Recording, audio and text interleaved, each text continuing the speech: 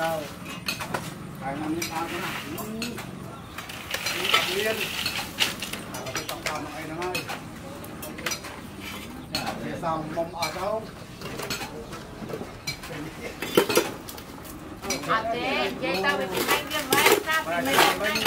mình rất là rất là tốt rất đấy đặt cho mặt hai anh có ban tàu quan này mướn kia thầy ăn nhiều và con thôn anh và đó mang đi liên ai chạy còn đờ chú cá đờ này chiên cực cắt lớn bật rồi ai cứ lên sát đấy đi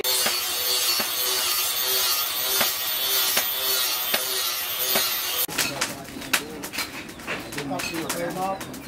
liên ban của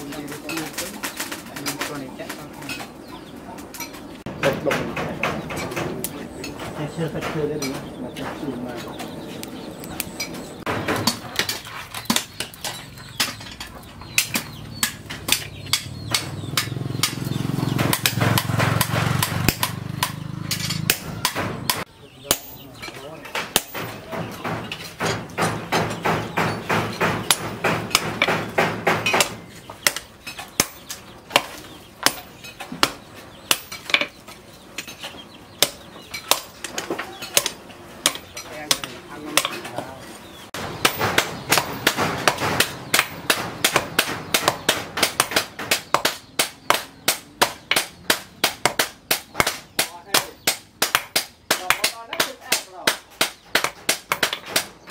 đó ao việc không bòi thao rồi lại tầm nông mà anh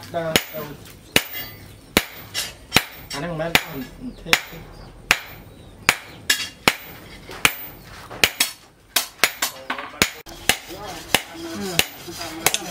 giờ lại thấy gì đây anh chỉ phải đang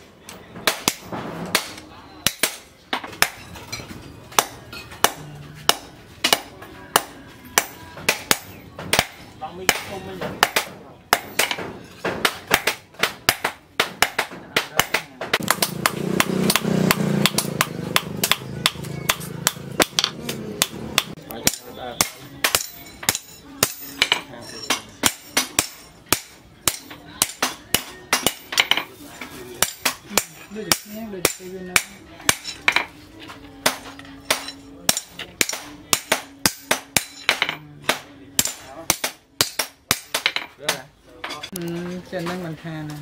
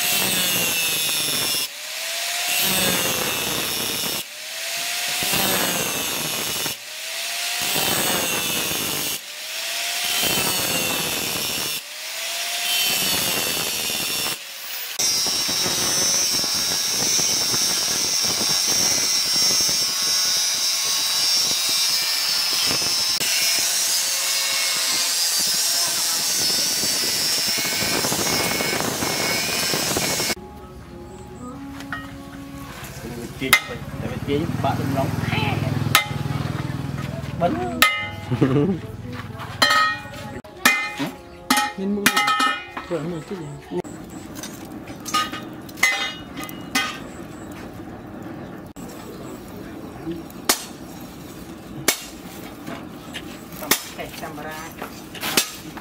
tao chơi tập tôi hay rồi thông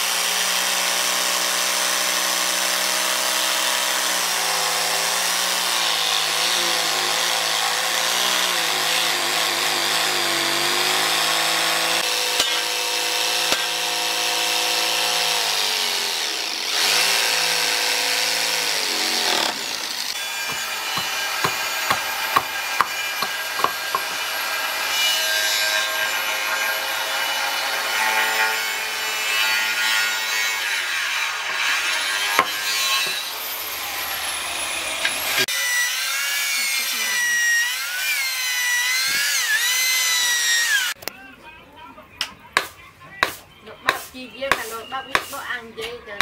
giờ ta đã 10 ta nâng ấy ai ta nâng một gió không và khơi bạn sắt cô đang thắng với dây của với con viên xong anh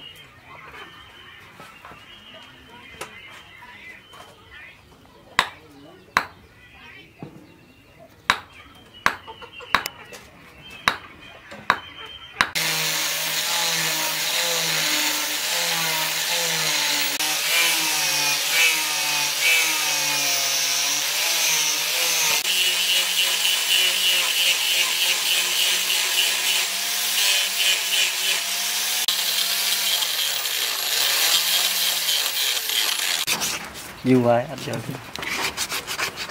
nè thế nhưng phần này có là cái nhiều thì đây ăn là ăn trong chẳng đang bên trong lưới hiểu nó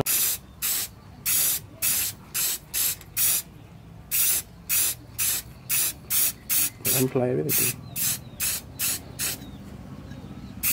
tóc can này là ông bò nữa cả ông bò ôm cái lia này